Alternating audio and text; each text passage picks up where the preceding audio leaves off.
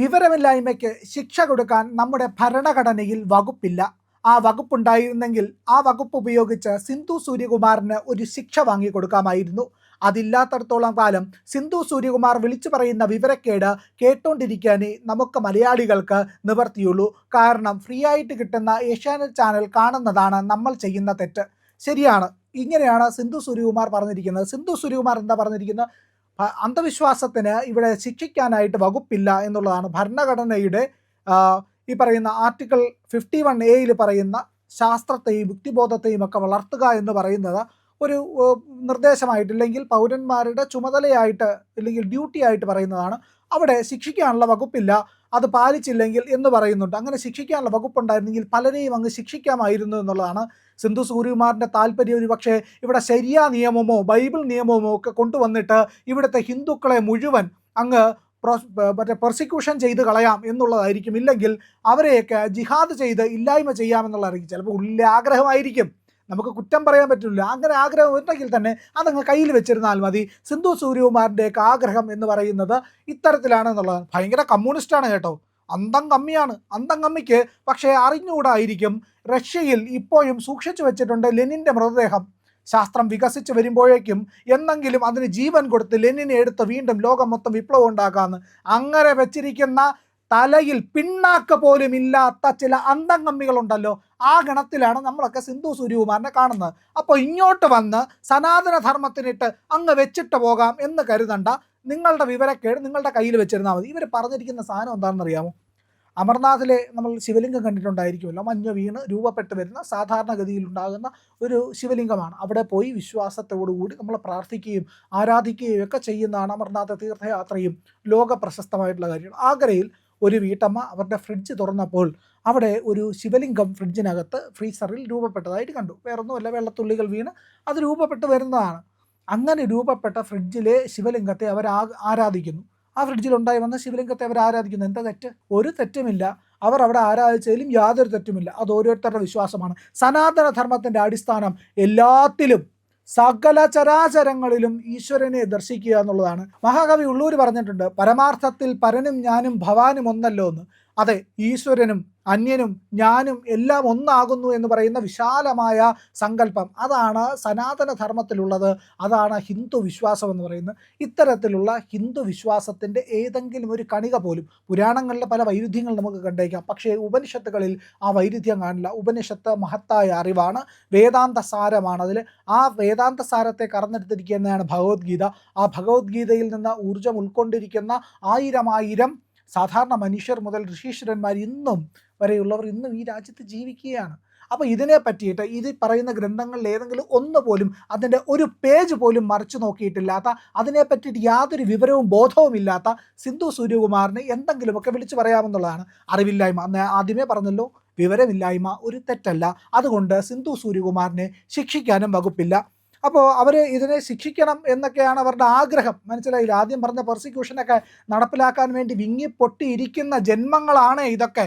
ഒന്ന് ആലോചിക്കാം. അത് ഏതായാലും വിശ്വാസവും സഹിഷ്ണുതയും ഇല്ലാത്ത കാലത്താണ് നമ്മൾ ജീവിക്കുന്നത് എന്ന് ഓർക്കണമെന്നവർ പറയുന്നുണ്ട്. ആരാൻ്റെ ഫ്രിഡ്ജിൽ അവരൊരു ശിവലിംഗത്തെ വെച്ച് ശിവലിംഗം ഉണ്ടായി വന്നതിനെ ആരാധിച്ചാൽ അതിൽ കണ്ണുകടി തോന്നിയിട്ട് അത് സഹിക്കാൻ പറ്റാത്ത വിദ്വേഷമായിട്ട് ഒരു പരിപാടിയുടെ തുടക്കത്തിൽ തന്നെ എഴുന്നള്ളിച്ച് വയ്ക്കുന്ന നിങ്ങളുടെ മനസ്സിൽ അത്ര വൈകൃതം ഈ സാധാരണ നാട്ടിൽ ജീവിക്കുന്ന ഒരു മനുഷ്യനുമില്ല. അത് പുറത്തിറങ്ങി ഏതെങ്കിലുമൊക്കെ രീതിയിൽ ജീവിച്ചു പോകുന്ന ഇവിടുത്തെ സാധാരണക്കാർക്ക് ആർക്കുമില്ല. ആ അസഹിഷ്ണുത, പരസ്പര വിശ്വാസമില്ലായ്മ, നീചമായ മനസ്സിലെ പുഴുക്കുത്തുണ്ടല്ലോ, അത് ഇളകിയിട്ടുള്ള ഈ വിദ്വേഷ പ്രചാരണം, അത് നിങ്ങളുടെ മനസ്സിൽ മാത്രമേ ഉള്ളൂ. ഞങ്ങൾക്കാർക്കും അതില്ല. മറ്റുള്ള എല്ലാ വിശ്വാസത്തെയും ഞങ്ങൾ ബഹുമാനിച്ച് തന്നെയാണ് മുന്നോട്ട് പോകുന്നത് എന്നുള്ളതാണ്. ഇനി അടുത്തൊരു കാര്യം, ഇവരുടെ ഏറ്റവും പ്രധാനപ്പെട്ട പ്രശ്നം ഈ ഫ്രിഡ്ജിൽ വന്ന ശിവലിംഗമാണ്. പറഞ്ഞല്ലോ, സമസ്ത ചരാചരങ്ങളെയും ഈശ്വരനായിട്ട് കാണുകയാണ്. ഇവർ ശിവലിംഗം എന്ന് പറയുമ്പോൾ പോലും ഇവരുടെ മനസ്സിൽ ചിലത് കിടന്ന് കുത്തിയിട്ടാണ് ഇവർ പറയുന്നത്. ശരി, അതും നമുക്ക് മനസ്സിലാക്കാം. അത് അവരുടെ പാട്ടിന് വിട്ടേക്കുക, എന്തോ ആയിക്കൊണ്ട് പോട്ടെ. ഇത് എന്താണ്, ഇതിൻ്റെ വസ്തുത എന്താണ് എന്ന് പറഞ്ഞു കഴിഞ്ഞാൽ, ഒരു വീട്ടമ്മയ്ക്ക് അവരുടെ ഹൃദയത്തിൽ തോന്നിയതാണ് ഭഗവാനാണ് എന്നുള്ളത്, ഭോലേനാഥാണ്, ചരാചരത്തിലും ഭോലേനാഥ് ഉണ്ട് എന്നാണ് വിശ്വസിക്കുന്നത്. ഒരു പിടി ഭസ്മം വാരിയെടുത്താൽ അതിലും ഭഗവാനുണ്ട്. അത് സർവവും ഭസ്മാന്തം എന്ന് പറയുന്ന ആ ഫിലോസഫിയിൽ വിശ്വസിക്കുന്ന മനുഷ്യരാണ്. എല്ലാത്തിലും ഭഗവാനെ കാണാറുണ്ട് എന്നുള്ളതാണ്. ഓരോ ദിവസവും ഉണ്ടാക്കി കഴിക്കുന്ന ആഹാരമുണ്ടല്ലോ, അത് അന്നപൂർണേശ്വരിയുടെ പ്രസാദമാണെന്ന് കരുതിയിട്ട് അത് എല്ലാത്തിനുമായി പകത്ത് വയ്ക്കുന്ന ഒരു സംസ്കാരം ഇന്ത്യയിലുണ്ട്. ഇതൊന്നും ഇവർക്കറിയില്ല. അതുകൊണ്ട് അതിനെയൊന്നും പറഞ്ഞിട്ട് കാര്യമില്ല. ഇനി മറ്റൊന്ന്, അതാണ് ഏറ്റവും പ്രധാനപ്പെട്ട കാര്യം. ജഗന്നാഥൻ്റെ രഥോത്സവം കഴിഞ്ഞിട്ട് ഭഗവാന്റെ ആറാട്ട് കഴിയും. ആറാട്ട് സ്നാനമുണ്ട്. ആ ആറാട്ട് കഴിഞ്ഞിട്ട് ഭഗവാനെ കൊണ്ടുവരുമ്പോൾ ഭഗവാൻ ആരാണെന്ന് കൂടി അറിയണം കേട്ടോ. പുരിയിലെ ജഗന്നാഥൻ എന്ന് പറഞ്ഞു കഴിഞ്ഞാൽ നമ്മുടെ പത്മനാഭ സ്വാമിയെ പോലെ ഈ പറയുന്ന പ്രധാനപ്പെട്ട ധാമങ്ങളിലൊന്നായിട്ടുള്ള മഹാധാമങ്ങളിലൊന്നായിട്ടുള്ള ഒരു ക്ഷേത്രമാണ് പുരി ജഗന്നാഥൻ. ജഗന്നാഥൻ്റെ വിശ്വാസം തന്നെ ജഗത്തിൻ്റെ നാഥൻ എന്നാണ് വാക്കിൻ്റെ തന്നെ അർത്ഥം. അത് 3 പ്രധാനപ്പെട്ട പ്രതിഷ്ഠയാണ് അവിടെ ഉള്ളത്. ഒന്നാമത്തെ പ്രതിഷ്ഠ എന്ന് പറയുന്നത് ഭഗവാൻ ശ്രീകൃഷ്ണനാണ് ആ കറുത്ത രൂപത്തിലുള്ളത്. ഇപ്പുറത്ത് സുഭദ്രാ ദേവിയുണ്ട്. സുഭദ്രാ ദേവി എന്ന് പറയുന്നത് ഭഗവാന്റെ സഹോദരിയാണ്. തൊട്ടിപ്പുറത്ത് ബൽദേവ്, ഭഗവാൻ ബൽദേവ് എന്ന് പറയും. ബൽരാമനാണ് അതെന്ന് പറയുന്നത്. അപ്പോൾ ഇവർ 3 പേരുമാണ് ഉള്ളത്. ഇവരെന്താണ് ചെയ്യുന്നതെന്ന് പറഞ്ഞാൽ ഇവരുടെ രൂപം തന്നെ കാണാൻ വലിയ കൗതുകമുണ്ട്. വലിയ കണ്ണുകളും വിടർന്ന ചുണ്ടുകളും ഇങ്ങനെ നീണ്ടിരിക്കുന്നതാണ്. എന്തുകൊണ്ട് എന്ന് പറഞ്ഞു കഴിഞ്ഞാൽ ഭക്തർ ഭഗവാനെ കീർത്തിച്ചപ്പോൾ അത്രയേറെ ആനന്ദത്തോടുകൂടി ആ ഭക്തരിൽ പ്രസാദിച്ചു നിൽക്കുന്ന ഭഗവാനെയാണ് അവിടെ കാണുന്നത് എന്നുള്ളതാണ്. അത്രയേറെ ഭഗവാന്റെ ആനന്ദമാണ് അവിടെ കാണാൻ കഴിയുന്നത് എന്നുള്ളതാണ്. അത്രയേറെ ഹൃദയത്തിൽ നന്മയോടുകൂടി പല അത്ഭുതങ്ങളും ആ ക്ഷേത്രത്തെ പറ്റിയിട്ടുണ്ട് കേട്ടോ. അതെല്ലാം നമുക്കറിയാമെന്നുള്ളത്. പലർക്കും നെറ്റിലേക്ക് സെർച്ച് ചെയ്ത് കഴിഞ്ഞാൽ പുരി ജഗന്നാഥൻ്റെ അത്ഭുതങ്ങളെ പറ്റി അറിയാം. 108 വിഭവങ്ങൾ ഭഗവാന്റെ മുമ്പിൽ വെച്ച് പൂജിക്കുകയും അത് ഭഗവാനെ നേദിക്കുകയും ചെയ്യുകയും സദാസമയവും അവിടെ എല്ലാവർക്കും അന്നദാനം കൊടുക്കുകയൊക്കെ ചെയ്യുന്ന, പ്രസാദം കൊടുക്കുന്ന ഒരു ക്ഷേത്രം കൂടിയാണ്. അതിൻ്റെ കഥകളൊക്കെ നിങ്ങളൊന്ന് അന്വേഷിച്ച് നോക്കണം. പുരി ജഗന്നാഥന് നൽകുന്ന പ്രസാദങ്ങളിൽ ഒരു വിഭവം തയ്യാറാക്കി കൊണ്ടുവരുന്ന മുസ്ലിം വിഭാഗത്തിൽ നിന്നാണ്. ആ മതേതരത്വത്തിൻ്റെ കൂടി കേന്ദ്രമാണ് എന്നുള്ളതാണ്. അപ്പോൾ അവർ മുസ്ലിങ്ങളായിട്ടുള്ള ആൾക്കാർ അവിടെ അത്ര ഭക്തിയോട് കൂടിയാണ് വരുന്നത് എന്നുള്ളത് മറ്റൊരു കാര്യം. ആ മതേതരത്വത്തിൻ്റെ കാര്യവും കൂടി ഓർത്തിരിക്കുക എന്നുള്ളതാണ്. ഭക്തി അവരിലുമുണ്ട് എന്നുള്ളതാണ്. അപ്പോൾ ഇനി അടുത്തൊരു കാര്യം എന്താണ്, ജഗന്നാഥൻ എങ്ങനെയാണ് അവിടെ കഴിയുന്നത്? ജഗന്നാഥൻ അവിടെ അദ്ദേഹത്തിൻ്റെ തന്നെ ഒരു മനോഹരമായിട്ടുള്ള പല ദിവ്യമായിട്ടുള്ള പല പ്രഭാഷകരും പറഞ്ഞിട്ടുണ്ട്. ഞാൻ എല്ലാവരുടെയും നാഥനാണ്. ഭഗവാൻ എല്ലാവരുടെയും നാഥനാണ്, ഭഗവാൻ ശ്രീകൃഷ്ണൻ. അപ്പോൾ ശ്രീകൃഷ്ണനെ കാണാൻ എല്ലാവർക്കും വരാം. പക്ഷേ പുരി ജഗന്നാഥ ക്ഷേത്രത്തിൽ ഹിന്ദുക്കൾക്ക് മാത്രമാണ് പ്രവേശനം. എല്ലാവർക്കും വന്ന് ഭഗവാനെ കാണാൻ കഴിയില്ല. അപ്പോൾ ഭഗവാൻ എന്താ പറഞ്ഞതെന്നറിയാമോ? ഭഗവാൻ പറഞ്ഞു, ഹിന്ദുക്കൾക്ക് എന്നെ വന്ന് കാണാം, ബാക്കിയുള്ളവരെ ഞാൻ അങ്ങോട്ട് വന്ന് കാണും. അതാണ് ജഗന്നാഥ രഥയാത്രയുടെ സങ്കല്പം എന്നാണ്. ഭഗവാൻ വർഷം മുഴുവൻ ആ ക്ഷേത്രത്തിൽ മഹാധാമത്തിനുള്ളിലാണെങ്കിലും വർഷത്തിലൊരിക്കൽ അദ്ദേഹം പുറത്തേക്ക് ഇറങ്ങി പ്രജകളെ, അദ്ദേഹത്തിൻ്റെ ഭക്തന്മാരെ അങ്ങോട്ട് പോയി കാണുന്ന സങ്കല്പമാണ് രഥയാത്ര. അത്രയേറെ വിശാലമാണ്. അതൊന്നും മനസ്സിലാക്കാൻ ഉള്ള വിവരമില്ലായ്മ ഒരു കുറ്റമല്ല. നമ്മുടെ ഭരണഘടനയിൽ അതിനുള്ള വകുപ്പില്ല. അതുകൊണ്ട് ശിക്ഷിക്കാനും കഴിയില്ല. ഇനി അടുത്തത് എന്ന് പറയുന്നത്, അദ്ദേഹം സ്നാനത്തിനായിട്ട് പോകുന്നു. സ്നാനം ചെയ്ത് തിരിച്ചു വരുമ്പോൾ ഇരിക്കുന്ന ഭഗവാന് ജലദോഷവും പനിയും പിടിക്കും. ആ സമയത്ത് സങ്കല്പം അതാണ്. അപ്പോൾ ഭഗവാന് ചികിത്സ നൽകും, മരുന്നുകൾ നൽകും. ആ സമയത്ത് എല്ലാവർക്കും ദർശനം ഉണ്ടാകില്ല. പൂജാരിമാർ മാത്രമായിരിക്കും അവിടെ ഉണ്ടാവുക. ഒപ്പം നിന്നാണ് ഭഗവാനെ ചികിത്സിച്ച് ഭഗവാനുള്ള മരുന്നുകൾ കൊടുക്കുന്നത് എന്നുള്ളതാണ്. ജഗത്തിൻ്റെ നാഥനെ നമ്മൾ പരിപാലിക്കുകയാണ്. ഈ സങ്കല്പം, ഇതിൻ്റെ മനോഹാരിത തൊട്ട് തീണ്ടിയിട്ടില്ലാത്ത ഒരു സ്ത്രീയാണ് സിന്ധു സൂര്യകുമാർ. പറയാതെ വയ്യ കേട്ടോ. അതുകൊണ്ടാണ് പറയുന്നത്. ഇതിൻ്റെ മനോഹാരിത പോലും മനസ്സിലാക്കാൻ കഴിയില്ല. അപ്പോൾ ഒന്ന് ആലോചിച്ച് നോക്കൂ. എന്നെ തവൻ സൈവനെ യശോദ എങ്ങും നിറയും പരബ്രഹ്മം അമ്മ എന്ന് വിളിക്കാൻ. അമ്മ എന്തായിരിക്കും? ആ പാട്ടിനകത്ത് അതാണ് പറയുന്നത്. എന്നെ തവൻ സൈവതേ യശോദ എന്ന് പറയുന്ന പാട്ടിനകത്ത് പറയുന്നത്, എന്ത് തപസ്സാണ് യശോദേ നീ ചെയ്തത്? നിനക്ക് എങ്ങും നിറയുന്ന പരബ്രഹ്മം നിന്റെ മകനായിട്ട് ജനിക്കാൻ, പരബ്രഹ്മത്തിനെ, ഭഗവാനെ, ഈ ജഗത്തിൻ്റെ സമസ്ത പ്രപഞ്ചത്തിൻ്റെയും നാഥനായിട്ടുള്ള ഈശ്വരനെ കുഞ്ഞായിട്ട് പരിപാലിക്കുകയാണ് അവർ ചെയ്തത് എന്നുള്ളതാണ് യശോദ ചെയ്തത്. ആ ഭാഗ്യം സിദ്ധിക്കാൻ എന്ത് തപസ്സാണ് നീ ചെയ്തത് എന്നാണ് കവി ചോദിക്കുന്നത്. ഒന്ന് ആലോചിച്ച് നോക്കൂ. ഭഗവാനെ അങ്ങനെ പരിപാലിക്കേണ്ട കാര്യം ആർക്കെങ്കിലും ഉണ്ടോ? ഭഗവാൻ സർവ്വതിൽ നിറഞ്ഞു നിൽക്കുന്നതല്ലേ? ഭഗവാൻ സർവശക്തനും സർവ്വവ്യാപിയുമല്ലേ? അങ്ങനെയുള്ള ഭഗവാനെ എന്തിനാണ് ചികിത്സിക്കുന്നത് എന്നൊക്കെ ചോദിച്ചു കഴിഞ്ഞാൽ, ഭഗവത് സങ്കല്പം എന്ന് പറഞ്ഞു കഴിഞ്ഞാൽ നമ്മൾ തന്നെയാണ് ഭഗവാൻ നമ്മളാകുന്നു, നമ്മൾ ഭഗവാനാകുന്നു എന്നൊക്കെയുള്ള സങ്കല്പമാണ്.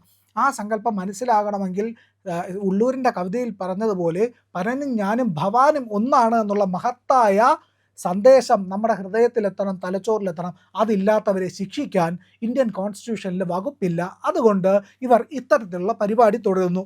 ഇനി മറ്റൊരു കാര്യം കൂടി, നമ്മുടെ തൃപ്പൂത്ത് ഉത്സവമുണ്ട്. ചെങ്ങന്നൂർ അമ്മയ്ക്ക്, അവിടുത്തെ ദേവിക്ക് തൃപ്പൂത്ത് ഉത്സവം. ആ ഉത്സവം കഴിഞ്ഞിട്ട് ഇവിടെ പലരും പറയാറുണ്ടല്ലോ ആർത്തവം അശുദ്ധമാണോ എന്നൊക്കെ കണക്കാക്കുന്നു. ആർത്തവം അശുദ്ധം അല്ല എന്നുള്ളതിൻ്റെ ഒരു തെളിവ് കൂടിയാണ് പറയുന്നത്. തൃപ്പൂത്ത് ഉത്സവം കഴിഞ്ഞിട്ട് അമ്മയുടെ ആ ആർത്തവ രക്തം പുരണ്ട ആ ചേല അവിടുന്ന് ലേലം വിളിച്ചാണ് ആൾക്കാർ വാങ്ങി പൂജിക്കുന്നത് കൊണ്ടുപോയി. അതാണ് സനാതനധർമ്മം.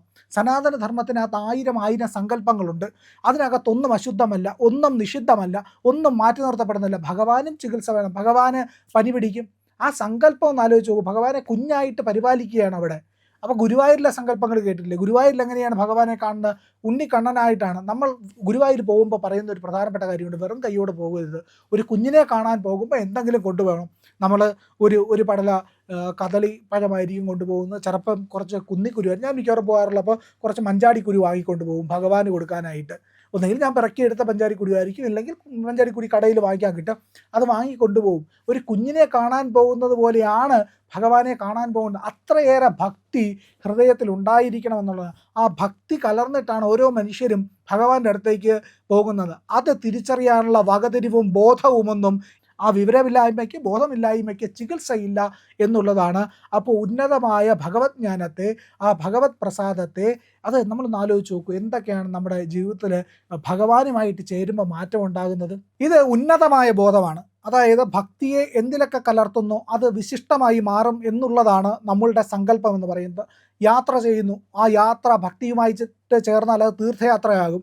നമ്മൾ തീർത്ഥം കുടിക്കുന്നു, വെള്ളം കുടിക്കുന്നു, ആ വെള്ളം ഭക്തിയുമായിട്ട് ചേർത്താൽ അത് ചരണാമൃതമാകും. നമ്മൾ ആഹാരം കഴിക്കുന്നു, ആ ആഹാരം ഭക്തിയുമായിട്ട് ചേർത്താൽ അത് പ്രസാദമാകും. നമ്മളുടെ ഓരോ കാര്യങ്ങളും ഇത്തരത്തിൽ നമുക്ക് ഈശ്വരനുമായിട്ട് ബന്ധപ്പെടുത്താൻ കഴിയും. നമുക്ക് നമ്മുടെ വിശപ്പിനെ നമ്മൾ ഭക്തിയുമായിട്ട് ചേർത്താൽ അത് ഉപവാസമാകും. ഒന്ന് ആലോചിച്ച് നോക്കൂ. ഇങ്ങനെ ഓരോ കാര്യങ്ങളുമായിട്ട് ചേർക്കാൻ കഴിയും. ഇനി സമയത്തെ ഭക്തിയുമായിട്ട് ചേർത്ത് കഴിഞ്ഞാൽ അത് ഏകാദശിയാവും. അങ്ങനെ ഓരോ കാര്യത്തെയും നിങ്ങൾക്ക് ഭക്തിയുമായി ചേർത്ത് നോക്കാം. അപ്പോൾ അത് മറ്റൊന്നായിട്ട് മാറും. അത് നിസ്സാരമായിട്ടുള്ള കാര്യമല്ല.